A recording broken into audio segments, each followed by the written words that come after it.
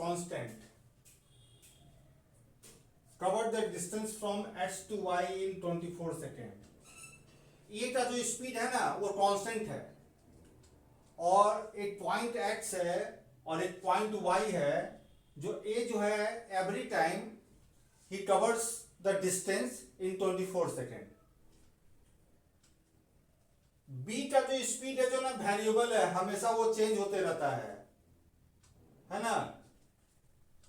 B speed is variable every time, और A जो है बी को हमेशा हराता है एक रेस में।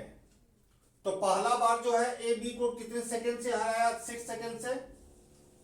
फिर यदि रेस होता है ए और बी के बीच में तो 12 सेकंड से हरा देता है, और फिर ए और बी के बीच में रेस होता है तो 18 सेकंड से हरा देता है। तो पूछ रहा है find the ratio of variable speed of B, मतलब बी का जो है स्पीड जो है वेरिएबल स्पीड का रेशियो चाहिए, ठीक है ना, एक्स से वाई। अब ध्यान से देखिएगा यहां पर ए को कितना सेकंड लगता है? ए को 24 सेकंड लगता है। यहां से यहां जाने में ए को 24 सेकंड लगता है, तो बी को कितना लगेगा? बी को यहां से यहां जाने में कितना सेकंड लगेगा? 6 सेकंड ज्यादा ना। तो बी को पहली बार में कितना सेकंड लगा? 30 सेकंड। ए को 24 लगेगा तो बी को कितना लगेगा? ए पहुंच जाएगा 24 में, तो 6 सेकंड के बाद पहुंचेगा बी पहुंचेगा। दूसरा बार जब ए और बी का रेस होता है तो ए तो 24 सेकंड है, ये तो चेंज नहीं हो रहा है। बी को कितने सेकंड से हराया? 12 सेकंड से ना। तो 12 सेकंड से हारने का मतलब क्या हुआ? ए 24 में पहुंचेगा 24 सेकंड में, तो बी को जो है 24 प्लस 12, मतलब कि ए के 24 सेकंड में पहुंचने के बाद बी को लगेगा 12 सेकंड और ज्यादा। तो 24 प्लस 12 कितना होता है? 36 सेकंड। ये भी टाइम का रेशियो आ रहा है। उसी तरह एक बार फिर रेस होता है तो ए को 24 लगता है, तो बी को कितने सेकंड से हराता है? 18 सेकंड से। मतलब ए जो 24 में पहुंच जाएगा तो बी जो है 24 प्लस 18 लगेगा ना, 18 सेकंड के बाद पहुंचेगा ना। तो कितना हुआ? 42 हो गया। तो ये आ गया आपका टाइम का रेशियो। कितना होगा? 6 से 5 बार में काटे, 6 से 6 बार में काटे, 6 से 7 में काटे। अब ये बताइए ये जो है ये डिस्टेंस जो है बी कांस्टेंट है या नहीं है? बार बार तो एक्स एंड वाई से दौड़ता है ना। जब डिस्टेंस यदि कांस्टेंट होता है तो टाइम का रेशियो जस्ट रिवर्स होता है स्पीड का रेशियो। टाइम का रेशियो जस्ट रिवर्स होता है स्पीड का रेशियो।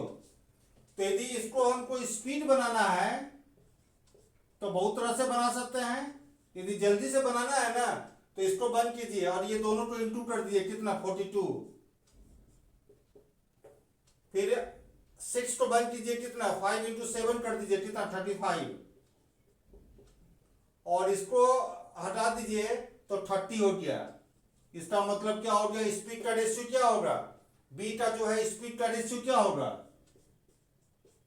बी का स्पीड का रेशियो क्या होगा? 42, 35 और 30 होगा, ठीक है ना।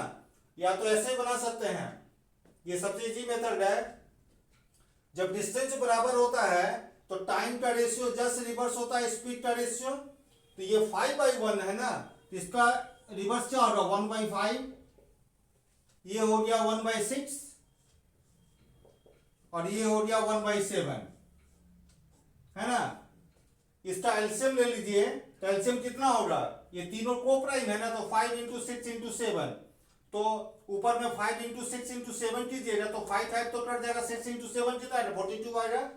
उसी तरह यहां पर 5 इंटू 6 इंटू 7, तो 6 कैंसिल हो जाएगा, तो 5 इंटू 7 35 हो जाएगा।